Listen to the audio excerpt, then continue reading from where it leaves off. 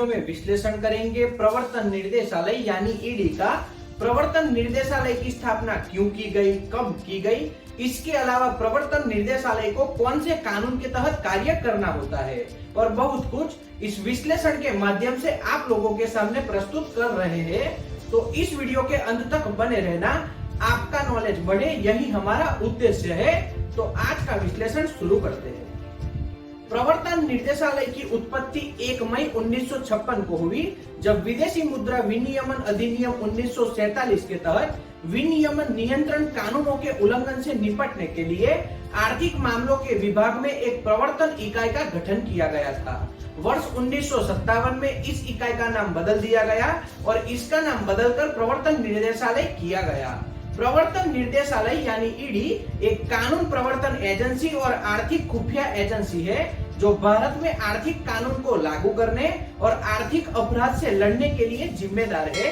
यह राजस्व विभाग, वित्त मंत्रालय और भारत सरकार का एक हिस्सा भी है, यानी भारत सरकार का हिस्सा ही माना जाता है। यह भारतीय राजस्व सेवा, भारतीय पुलिस सेवा और भारतीय प्रशासनिक सेवा अधिकारियों से बनाया गया एक विभाग है। इस विभाग में इस वक्त अधिकारियों की कुल संख्या 2000 है, जिनमें से लगभग 70% अधिकारी अन्य संगठनों से प्रतिनियुक्ति पर लिए गए हैं, यानी दूसरे सरकारी विभागों से उन्हें प्रवर्तन निर्देशालय में काम करने के लिए नियुक्त किया गया है। इसके अलावा ईडी का अपना खुद का कैडर भी है, यानी प्रवर्तन निर्देशालय अपने विभाग की खुद ब खुद भर्ती भी करता है। प्रवर्तन निर्देशालय जिसका मुख्यालय नई दिल्ली में स्थापित है, प्रवर्तन निर्देशालय के नेतृत्व प्रवर्तन निर्देशक करते हैं। इस मुख्यालय के अलावा प्रवर्तन निर्देशालय के अन्य क्षेत्रीय मुख्यालय भी मौजूद है, जो पुणे, बेंगलोर, चंडीगढ़, चेन्नई, कोच्चि, दिल्ली, पणजी, गुवाहाटी, हैदराबाद, जयपुर, जालंधर, कोलकाता, लखनऊ, मुंबई और पटना और इसके अलावा एक श्रीनगर में भी मौजूद है, जिसकी अध्यक्षता विशेष प्रवर्तक संयुक्त निर्देशक करते हैं। तो यह प्रवर्तन निर्देशालय के मुख्य कार्यालय गिने जाते हैं। अब बात आती है प्रवर्तन निर्देशालय के उप क्षेत्रीय कार्यालय की। प्रवर्तन निर्देशालय के उप क्षेत्रीय कार्यालय इस वक्त बेंगलुरु, भुवनेश्वर, कोझिकोड, इंदौर, मदुरई, नागपुर, इलाहाबाद, रायपुर, देहरादून, रांची, सूरत, शिमला, विशाखापट्टनम और जम्मू में स्थापित है, जिसका नेतृत्व एक उप निर्देशक करते हैं। प्रवर्तन निर्देशालय एक बहुअनुशासनात्मक संगठन है जो मनी लॉन्ड्रिंग के अपराध और विदेशी मुद्रा कानून के उल्लंघन की जांच के लिए अनिवार्य है, यानी कार्य करता है। प्रवर्तन निर्देशालय के वैधानिक कार्य में 5 अधिनियमों का प्रवर्तन शामिल है, जो अब हम जानते हैं। यह कौन से 5 कानून है जिसके लिए प्रवर्तन निर्देशालय कार्य करता है? पहला, धन शोषण निवारण अधिनियम 2002। यह एक आपराधिक कानून है जो धन शोषण को रोकने और धन शोषण से प्राप्त या इसमें शामिल संपत्ति की जब्ती और उससे जुड़े या उससे प्रासंगिक मामलों के लिए प्रदान करने के लिए अधिनियमित किया गया है।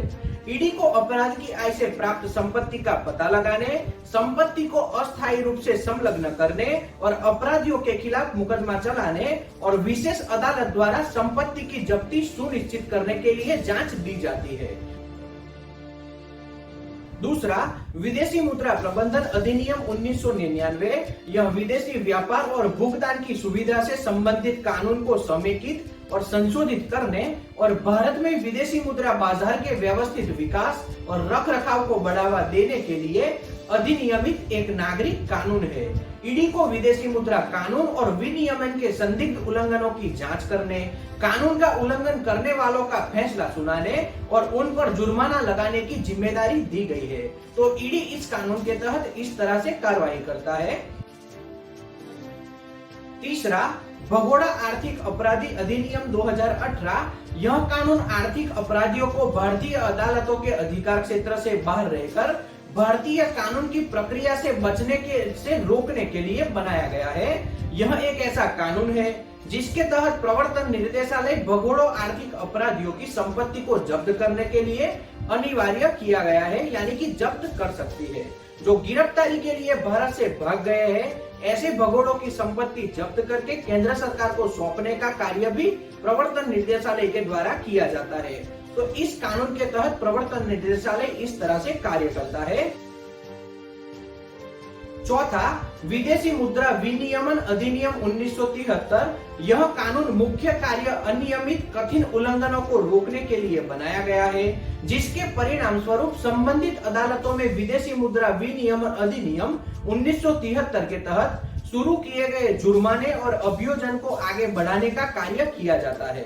भारत में 31/5/2002 तक इस अधिनियम का कार्य सिर्फ कारण बताओ नोटिस जारी करना था और इस वक्त भी इस कानून का ज्यादातर उपयोग नोटिस भेजने के लिए ही किया जाता है।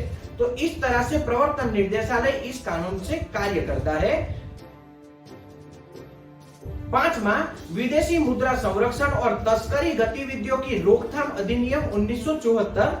इस कानून के तहत प्रवर्तन निर्देशालय को विदेशी मुद्रा प्रबंधन अधिनियम 1999 के उल्लंघनों के संबंध में निवारक निरोध के मामलों को प्रायोजित करने का अधिकार है। यानी कि इस तरह से प्रवर्तन निर्देशालय इस कानून का उपयोग करके कार्य करता है। तो भारत का प्रवर्तन निर्देशालय मुख्य तौर पर इस 5 कानून का उपयोग कर कार्य करता है और केंद्र सरकार के अधीन कार्य करता है। अब बात आती है, भारत में इस वक्त इस एजेंसी का दुरुपयोग किया जा रहा है, ऐसा विपक्ष का कहना है।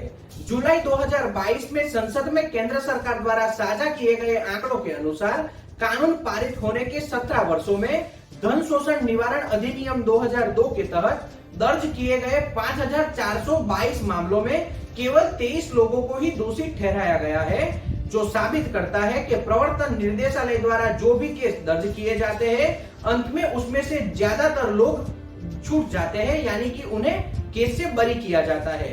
इसके अलावा प्रवर्तन निर्देशालय के केस दर्ज करने के मामले नरेंद्र मोदी के प्रधानमंत्री पद के दूसरे कार्यकाल में 6 गुना बढ़ चुके हैं, जिससे ऐसा लगता है कि हाल की केंद्र सरकार द्वारा प्रवर्तन निर्देशालय एजेंसी का दुरुपयोग हो रहा है, ऐसा आप मान सकते हो।